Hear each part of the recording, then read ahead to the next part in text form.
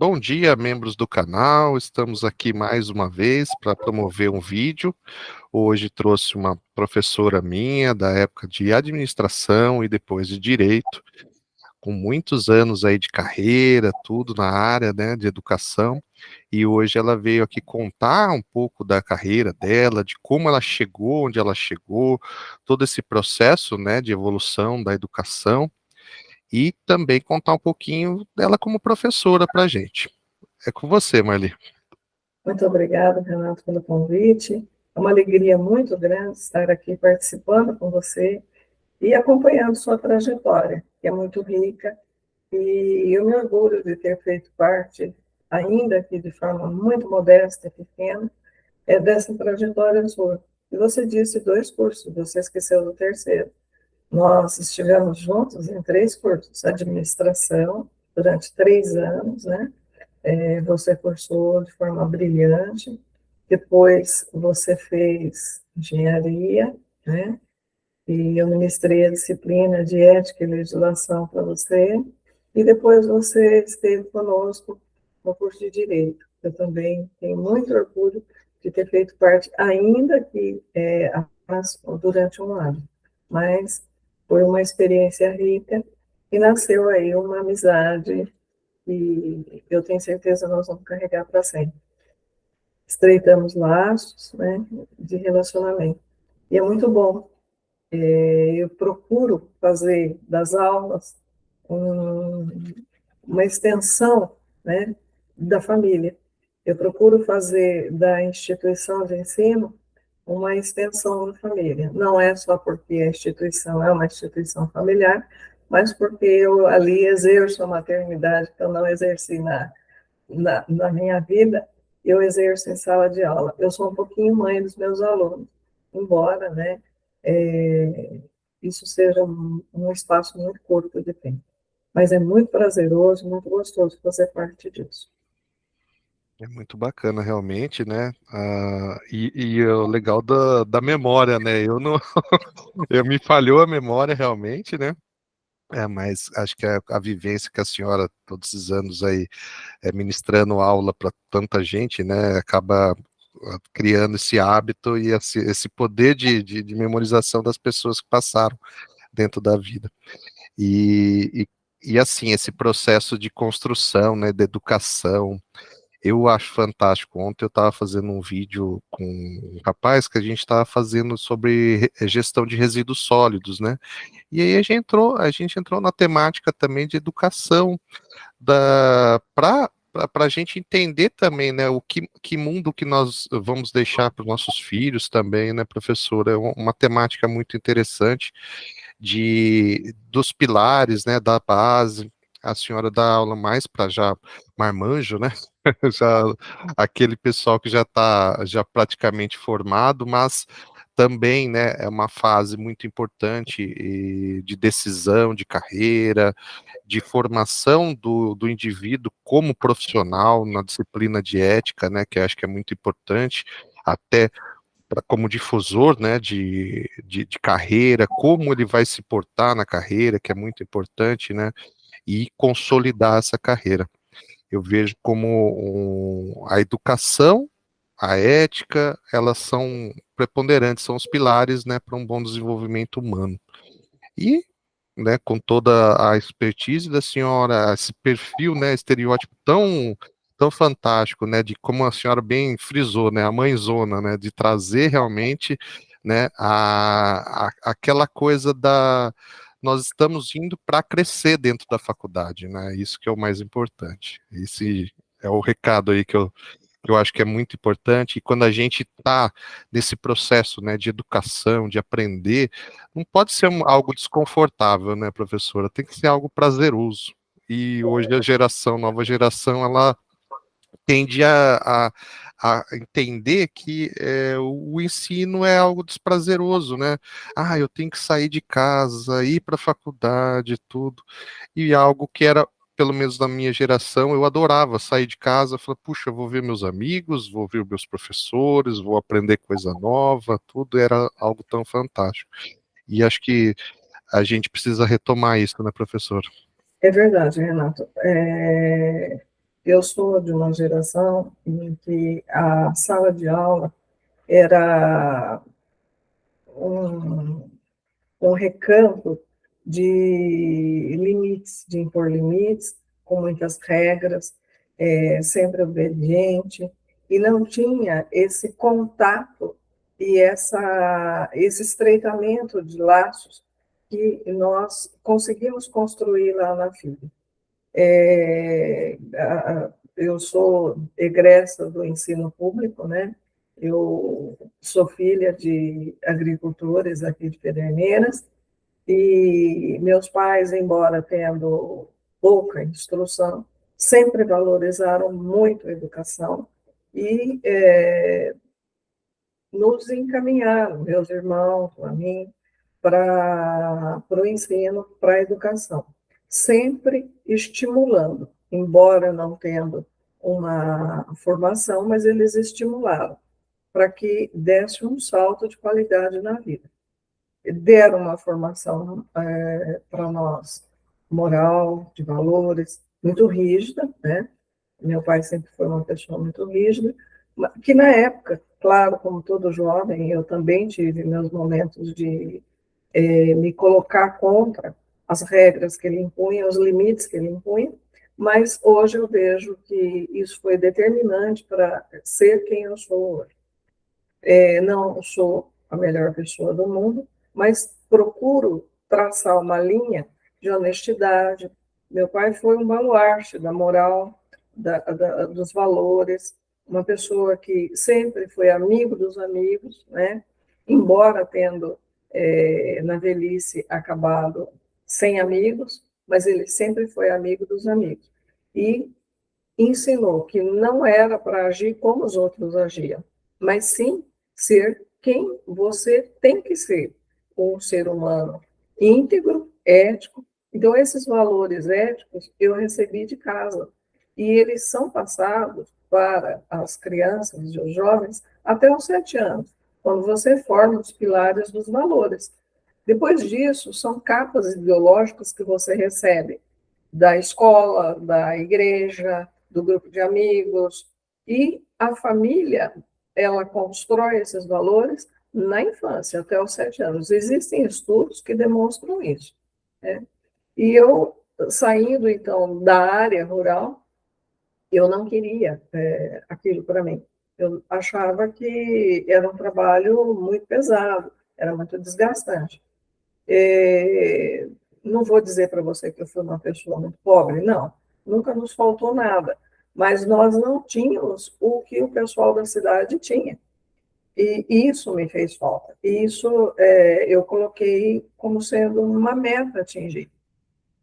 Foi por isso que eu trilhei os caminhos. Com 17 anos, eu entrei na instituição de ensino para fazer o curso de Direito, e eu precisava ter bolsa. Então, eu me propus a estudar muito. Não fiz cursinho e fui para a instituição de ensino quando só tínhamos uma faculdade de Direito em Bauru e região. E eu precisava passar entre o primeiro e o quinto lugar para ter pelo menos 50% da bolsa para poder estudar. E já muito cedo eu trabalhei, sempre trabalhei desde os 13 anos de idade. Naquela época nós não tínhamos a proteção legal do jovem aprendiz, mas eu, na realidade, fui uma jovem aprendiz, sem registro, sem nada, mas fui aprendendo questões na área do direito real, né? Então eu tenho as memórias lá da legislação, da mudança da legislação, de registros públicos, e implantando isso e trabalhando com isso. Depois, formada, eu já no 4º ano, naquela época eram 4 anos no curso de Direito, eu fiz o exame da OAB e passei. Estranhamente, eu escolhi Direito Penal. Por quê? Porque Direito Penal são menos peças na segunda fase, né? Então, eu fui para o caminho mais fácil, embora eu não tenha nenhuma habilidade, nenhuma competência na área penal. Mas depois eu fui trabalhar, passei no concurso de procurador municipal, eu fui procuradora municipal e tive o privilégio de ter algumas pessoas que hoje lecionam comigo como estagiários, né? Então, tenho uma rica memória desse período. Trabalhei durante muitos anos na prefeitura como procuradora municipal. Mas ali não era o que eu estava procurando, não ia crescer muito, embora tendo ocupado por 2 vezes o cargo de secretária municipal dos negócios jurídicos, não me satisfazia, porque era um ambiente poluído, um ambiente tóxico, entremeado por questões políticas partidárias. Eu saí, prestei concurso, na época era um processo seletivo semelhante a um concurso público no Sebrae, e fui para o Sebrae. Foi lá que eu me encontrei na área empresarial. Então, toda a experiência que eu tenho de lecionar nos cursos de administração e ciências contábeis, eu carrego da grande escola que foi na minha vida, o Sebrae. Eu me encontrei ali, e o Sebrae realmente é uma escola. Eu não estou fazendo nenhuma publicidade do Sebrae, mas o Sebrae foi uma escola que me ensinou muito. Então, aquela coisa quadrada, fechada, que não saía do lugar comum da procuradoria, eu passei a ter um leque e, e uma visão da área empresarial, uma visão do mundo econômico com o Sebrae. E nessa minha atividade no Sebrae, eu ministrava palestras de abertura de empresa. Foi quando saiu a lei da microempresa, né? Então, passava na região palestras, né, para quem quisesse se regulamentar como microempresário. E numa dessas palestras, esteve presente um diretor de uma instituição que estava se instalando na cidade. Tinha vindo de São Paulo, a instituição com o curso de administração. E me pediu para ministrar uma palestra lá, uma aula inaugural. E eu fui. Quando terminou a palestra, eu falei, fui bem? Ele falou, foi. Faz favor, traz sua carteira de trabalho, que a partir de terça-feira você vai ministrar aulas no curso de administração. Fui pega de surpresa, não tinha nenhuma experiência, não tinha feito nada na área didático-pedagógica, e fui ministrar aulas no curso de administração, depois comércio exterior. Foi um curso também que deslanchou muito em Bauru. E quando a família Ranieri pensou na instituição, em criar a instituição, eu fui convidada para fazer parte daquele primeiro grupo de professores, né, que foi para o campo lá ainda, né, desbravando aquela região de uma forma muito corajosa. O professor Dudu Ranieri, que eu tenho uma lembrança muito boa dele, fiz parte da equipe, da primeira equipe do curso de administração. E o curso de administração cresceu muito. Por quê? Porque Bauru é um polo de empresas na área de prestação de serviço e empresas pequenas. Não vamos ter ilusão, nós não tivemos, né, nenhuma grande empresa aqui em Bauru, tivemos 2 empresas de médio porte, né, e ainda temos empresas de médio porte, mas grandes indústrias nós não tivemos em Bauru. Então, Bauru, a característica dela é de empresas de pequeno e médio porte. E o Sebrae deu um apoio muito grande para que a prestação de serviço deslanchasse, e a economia de Bauru é voltada basicamente para a prestação de serviço e também para a área do ensino e da educação. Eu me apaixonei pela docência, né? E depois eu fui fazer mestrado. Infelizmente, na minha trajetória, eu não posso contar só as vitórias, você tem que contar também os erros e as decepções, para que isso sirva de lição. Até mesmo para que os meus alunos não cometam, os meus amigos não cometam os mesmos erros que eu cometi. Iludida, eu fui fazer mestrado numa instituição que depois foi descredenciada, uma instituição privada, sem muita tradição na área do ensino e sem muita seriedade. E essa instituição foi descredenciada. Então, eu tenho 2 mestrados, só que um não tem valor nenhum. Foi uma tremenda decepção. Mas, nesse mestrado, ele me deixou alguma coisa. Eram professores ótimos, o curso foi espetacular, foi excelente, mas houve o descredenciamento por parte do médico. Nesse curso, eu acabei me apaixonando pela disciplina de filosofia e resolvi fazer o segundo mestrado, ou melhor, um válido, né, numa instituição séria, numa instituição pública, que foi a Unesp. E qual a mais perto de nós? A de Marília, né? Bauru não tinha nenhum viés com o curso de Direito, a Unesp na época. Hoje nós temos o curso de Psicologia aqui em Bauru, um viés que estuda, né, a psicologia jurídica. Mas na época não tinha. E eu fui fazer, na área jurídica, o viés na filosofia, no curso de filosofia lá de Marília. O mestrado em filosofia com a vertente, né, de lógica e epistemologia. Poxa vida, estudar lógica, né? Eu falei, não, eu tenho que fazer a graduação também em filosofia. Então, quando eu fiz a segunda graduação em filosofia, fazendo o segundo mestrado, foi enriquecedor para mim.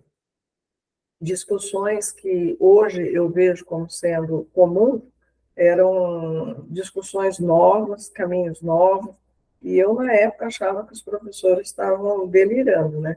E filósofo é dado a esses delírios, né? Então, eu achava que os professores estavam delirando. Então, se falava em inteligência artificial, a robótica, né? Internet das coisas, e eu achava aquilo tudo muito diferente, muito fora do padrão. E mesmo trabalhando, eu consegui fazer e conseguia lecionar ainda. Né? Eu fui muito dinâmica nessa parte. Esse é um dos atributos que eu me orgulho de ter. E me apaixonei pela docência e continuei os estudos. Depois eu dei um tempo por questões de ordem pessoal. E fiquei na FIB. A FIB é a minha casa, estou lá desde o começo. Me encontrei na instituição que me acolheu, que me deu oportunidades, me deixou muito à vontade. E no curso de administração eu conseguia estar um pouco passando a teoria e as vivências práticas que eu trazia do Sebrae. Então, era uma extensão Sebrae com conteúdo teórico. Foi muito bom mesmo.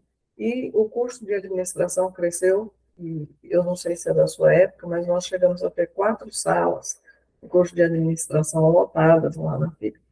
Foi o curso que começou, que alavancou a instituição, e é um curso que é a menina dos olhos até hoje, minha e da direção da instituição. Depois vieram outros cursos, curso de Direito, por exemplo, né?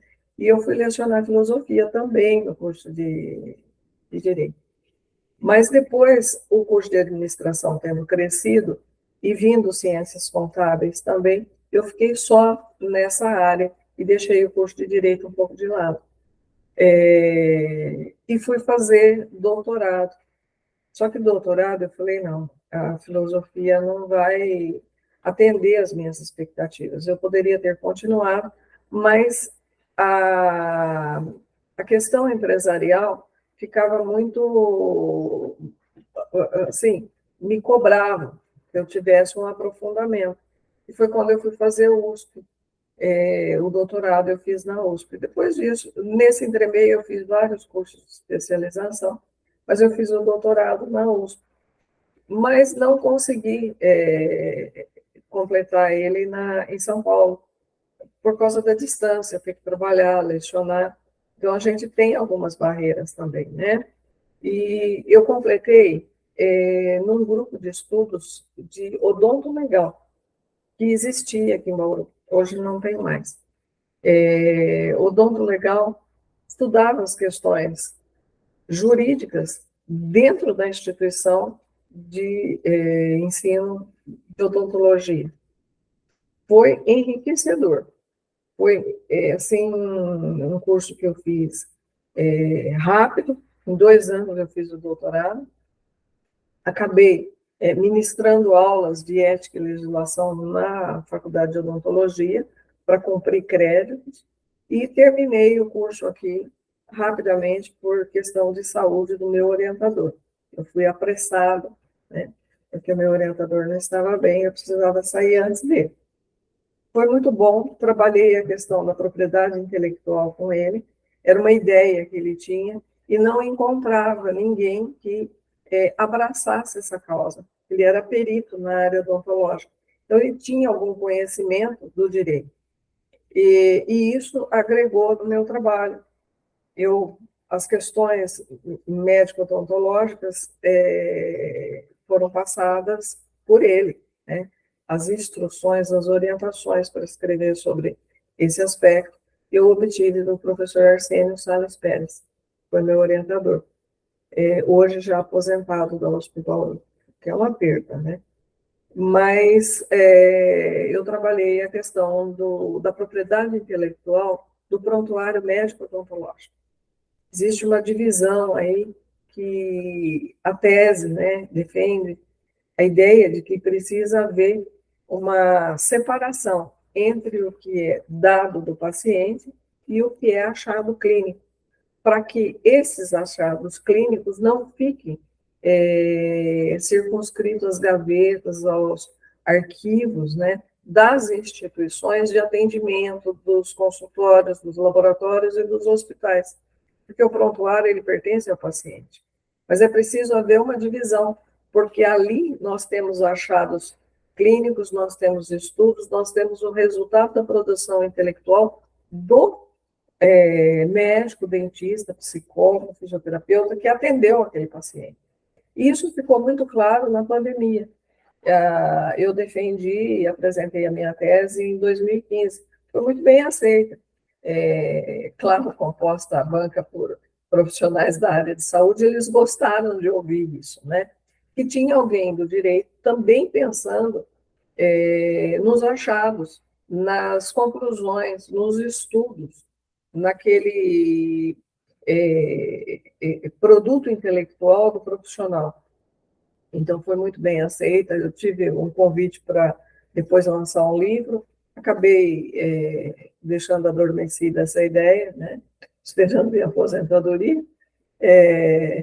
Apesar de aposentada, juridicamente aposentada, mas eu não deixo de lecionar, porque é ali que eu me encontro, é ali que eu me realizo, e é ali que eu encontro uma teia de relacionamento, né? O chamado network, né?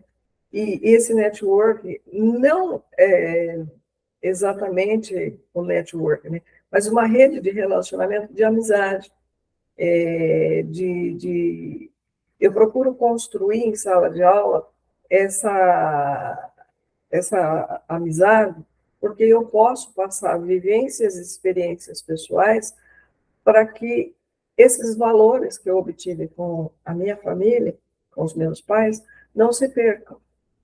Porque eu não tive filhos, então eu não quero que isso se perca comigo. Eu quero passar isso, que são valores fundamentais para a construção de uma sociedade mais justa, mais fraterna, uma sociedade mais calma, uma sociedade em que nós não tenhamos esses sustos, esses medos que nós estamos enfrentando, inclusive nos últimos dias. Os nossos alunos lá não estão com medo, eles não têm medo, e eu procuro passar para eles, olha, vamos nos respeitar, o respeito a todas as formas de diversidade, o respeito ao outro, se colocar no lugar do outro, essa empatia é o que está faltando hoje, né? É o que eu sinto em alguns ambientes. E acabei não me adaptando em outras instituições. Eu lecionei em outras instituições, por um curto espaço de tempo, às vezes só para acomodar uma situação e atender o chamado de alguns amigos. Mas é na FIB que eu me encontro, porque é lá que eu sou eu mesma, é lá que eu sou a Marli família, é lá que eu sou a Marli mãezona. Agora eu disse que já me disseram que eu ganhei uma ascensão na carreira, né? Que eu sou avózona, né? Então, eu sou uma das mais velhas lá. E me orgulho disso, não tenho nenhum problema de etarismo, né? Eu não sofro esse preconceito. Ao contrário, eu sou muito bem recebida, muito acolhida. E quando eu pensava em que já estivesse parando, né, ou prestes a parar com a aposentadoria, eu sou surpreendida com mais aulas, né? Então, estou todas as noites agora, mais noites no curso de Direito do que no curso de Administração. Então, tem esses viés. E assumindo alguns compromissos de devolver para a sociedade aquilo que eu recebi de bênção de Deus, aquilo que eu recebi da sociedade de oportunidade, que egressa do ensino público, ensino fundamental, ensino médio, em escola pública e depois estudando na Unesp, escola pública, na USP, escola pública. Então, eu me sinto na obrigação de devolver um pouco para a sociedade aquilo que eu recebi do ensino público do Estado, que precisa ser organizado, mas nós temos escolas espetaculares, nós temos escolas excelentes, escolas públicas. É preciso que a população consiga enxergar isso. É preciso destinação de mais verbas, mas também de muito, mas muito mais respeito e empatia pela escola pública. Há ainda muito preconceito em relação à escola pública, mas a escola pública, ela tem qualidade.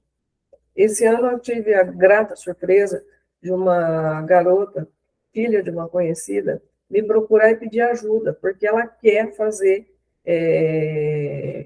agronomia. Passou em 3 federais, mas não tem condições de morar fora de Bauru. É uma pessoa sem recursos. E mesmo numa escola pública, você não estando na sua cidade, você tem gastos, e gastos muito altos.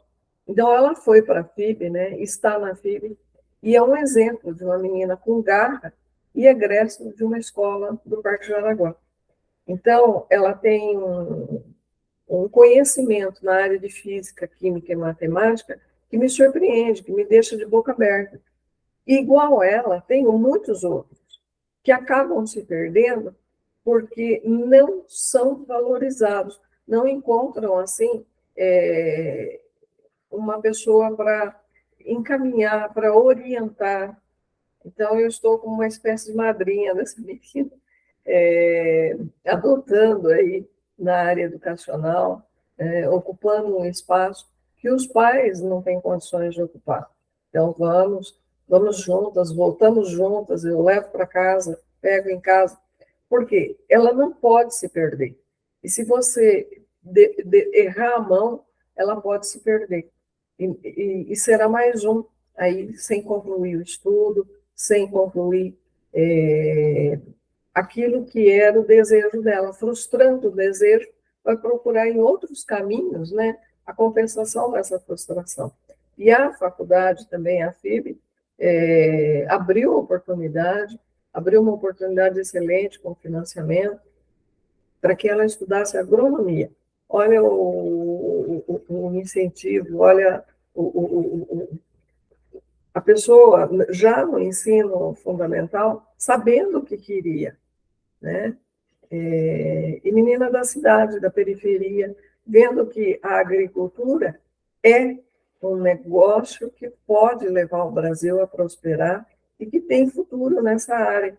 Eu achei muito interessante. E ela fala, assim que terminar a agronomia, a senhora vai me ajudar a fazer a administração, porque o agronegócio precisa de administração. E ela fala com muita propriedade, ela não me ouviu falando isso, ela não foi minha aluna.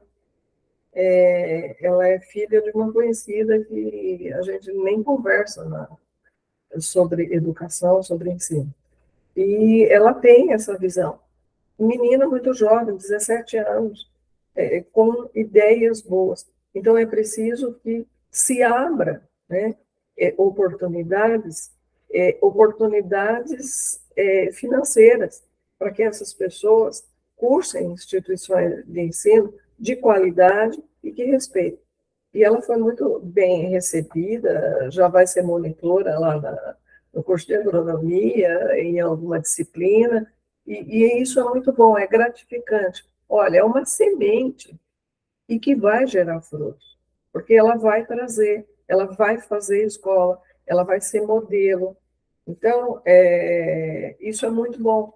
Eu acho que a escola pública ela precisa ser mais protegida, mais incentivada e mostrar que o aluno da escola pública ele pode chegar onde muita gente chegou. Nós temos exemplos aqui, Mauro, de pessoas egressas do ensino público que são destaque no cenário nacional. Marcos Pontes, o da aviação também, né? Eu me esqueci o nome dele. Ele também é egresso de escola pública e saiu daqui de Bauru, né? Nós temos, a USP, ela faz um incentivo também para que você volte onde você estudou e diga, hoje eu sou USP, mas eu saí daqui, incentivando. Eu, em 2 oportunidades, eu estive no Colégio Moraes Pacheco para incentivar os alunos. Não desanime, não se menospreze. E os alunos estão, assim, muito com a estima muito em baixa, porque eu sou de uma escola pública e eu não consigo chegar onde alguém chegou. Esses depoimentos, é, é, essas histórias de vida são importantes. Elas incentivam, elas motivam, né? E lá na FIB, houve a retomada, agora pós-pandemia, estamos retomando aquele FIB adolescente. Então, o que eu quero no FIB adolescente, né? O que é que eu posso passar no FIB adolescente? Noções de cidadania e trazendo o nosso aluno do curso de Direito já dos primeiros anos para compor comigo, né, essas falas, mostrando alunos egressos de escola pública, ProUni, FIES, e que estão ali numa instituição particular. Então, a FIB está com esse projeto, ela já tem alguns anos, esse ano está dando uma cara nova, e nós vamos levar os nossos alunos do curso de Direito para participar, passando algumas noções de cidadania. Porque é preciso mostrar para o jovem que ele tem direito, sim. Nós temos uma legislação que o ampara, mas a todo direito corresponde uma obrigação, né? Então, é preciso se colocar no lugar do outro, é preciso também respeitar as regras, é preciso, para que não aconteça o que nós estamos vendo essa semana e assistindo aí, né, nas mídias, nas redes sociais, essas agressões. O que é isso? Isso é falta de uma orientação no sentido de que, olha, você tem direito à liberdade de expressão, né? É um direito inalienável, mas tudo isso tem uma consequência. A todo direito corresponde uma obrigação, você tem a obrigação de respeitar. E é isso que nós pretendemos. Na minha trajetória, Renato, não tem assim muitas novidades, muitas emoções, mas é feita de grandes sacrifícios, de luta, de uma luta diária e constante. Hoje eu estou só na docência, eu me dedico mais, é bem prazeroso. Eu aposentei da atividade profissional, deixei, hoje eu dou risada, porque eu tenho 3 processos só. E por que eu não deixei esses 3 processos, não transferi, não subestabeleci? Porque são de parentes não pagantes, né? Então, esses 3 processos continuam comigo, até mesmo para eu sentir como que está a atuação profissional, né? E acabei deixando as empresas, trabalhei para empresas, né, na área de assessoria e consultoria jurídica. E isso eu deixei para minha sucessora. Fantástico, né, professora? Acho que a senhora trouxe tanta coisa boa aí, né, para a educação, para a sociedade, como um contexto geral, né? E essa história de vida, né, que é muito bacana também, né? de mostrar, né, para a sociedade, como a senhora frisou, que mesmo a gente tendo não diria um preconceito, mas uma análise mal estabelecida, né, do ensino público, creio que o ensino público hoje, ele precisa ser, como a senhora falou, mais valorizado, e os novos governantes agora que estão entrando estão com esse ensejo. O ministro Haddad foi da educação, né, ele tem bastante ponderado essa questão, creio que ele vai voltar a ajudar, né, a fomentar toda essa base, né, da educação no nosso país, e é extremamente importante a gente entender que a educação é a base de tudo, né, professora? Que sem a educação a gente não chega a lugar nenhum. E exemplo de países onde a gente tem isso muito bem difundido, né, como a Coreia do Sul, Japão, né, países orientais, onde eles difundiram, cresceram embasados, né, em pilares de educação, e difundiram técnicas hoje na área de engenharia de produção, na administração, em técnicas de engenharia de softwares, engenharias aos montes, né, sistemas computacionais, tudo, é totalmente embasado em cima de educação. Né? E a educação que vai agregar o indivíduo, vai fazer com que ele se transforme, que a massa encefálica dele produza e que agregue valor à sociedade, né, professor? Agradecer, né, esse período aí que a senhora disponibilizou para estar ajudando aqui no canal, que tem esse viés de passar o conhecimento, de agregar, né, ao jovem, ao adulto também, né, que está aí querendo aprender algo diferente, viver algo diferente, e agregar nesse projeto nosso aí, agradecer a senhora. Eu que tenho a agradecer, Renato. Você tem dado uma contribuição muito importante para esse canal. Nós precisamos divulgar mais o canal, ele precisa ser mais acessado. Tem uns complementos de aula, eu costumo dizer, uns complementos de aula muito importantes, que agregam valor para o aluno, que muitas vezes pode não ser valorizado porque a internet, né, ela está poluída com vídeos e coisas desnecessárias, inúteis, né?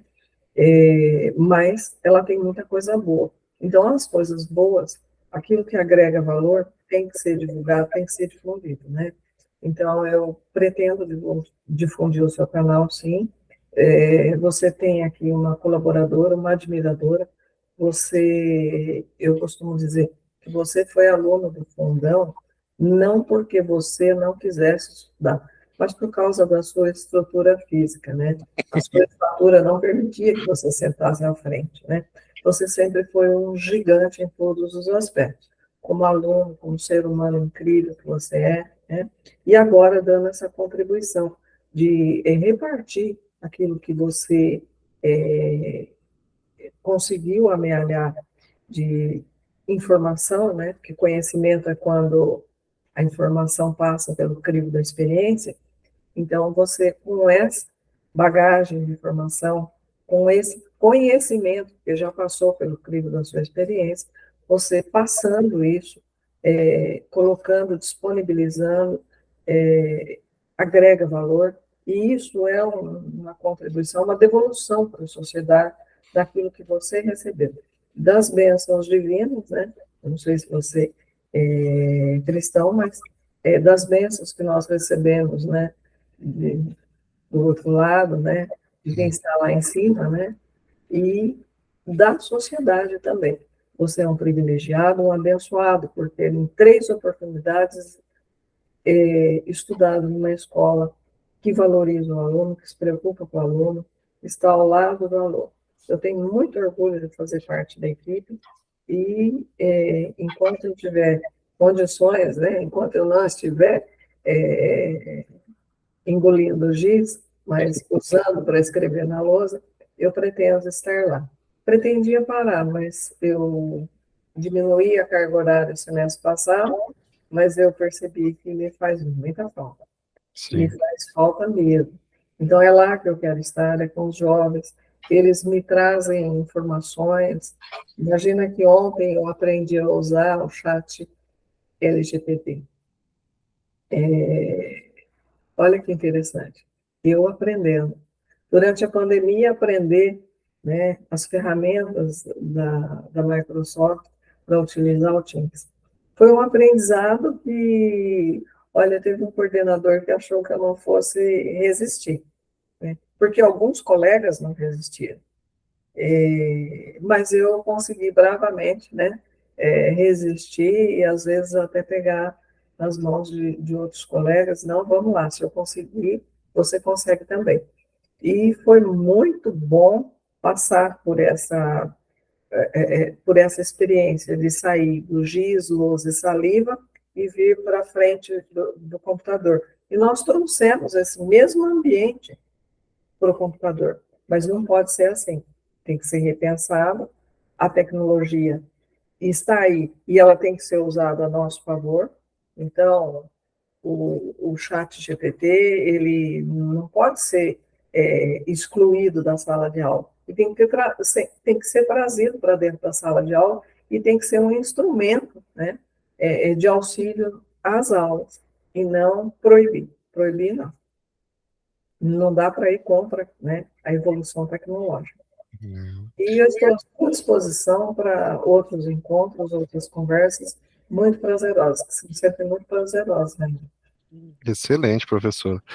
Muito, muito obrigado mais uma vez. E vamos combinar assim, agora já com viés já na área do direito, a gente debater um pouco, né, sobre o direito, a parte da experiência da senhora, para eu aprender um pouquinho mais também, né, continuar aprendendo, que a gente comenta bastante, né, que dentro da faculdade a gente tem uma noção só do que acontece, né, a gente aprende muito pouco, e dentro do curso do direito, né, eu acho que eu defendo também que acho que deveria ter essa prova para todos os cursos, né, porque a gente encontra no mercado depois muita gente despreparada também, né, professora? E se tivesse esse preparo, essa prova, né, crivando os alunos de administração, de contábeis, de economia, né, de agronomia, todos os ramos, eu creio que até a qualidade do ensino como um todo melhoraria, porque os alunos eles iriam ficar mais engajados dentro do período, né, da faculdade e a entregar para o mercado também, né, um melhor profissional. E hoje, muitas vezes, acaba o profissional tendo que a gente ensinar, né, nós que já somos mais experientes dentro do mercado, muitas vezes pegar um engenheiro já formado, um administrador já formado, e ter que ensiná-lo, né, dentro o que, né, a gente tem concepção que deveria já ter saído da universidade. Mas aí a gente vai evoluindo, né, como educação, como o formador de opinião também, né, professor, é importante, e é sempre fantástico conversar com a senhora e aprender cada dia mais. Obrigada, Renato.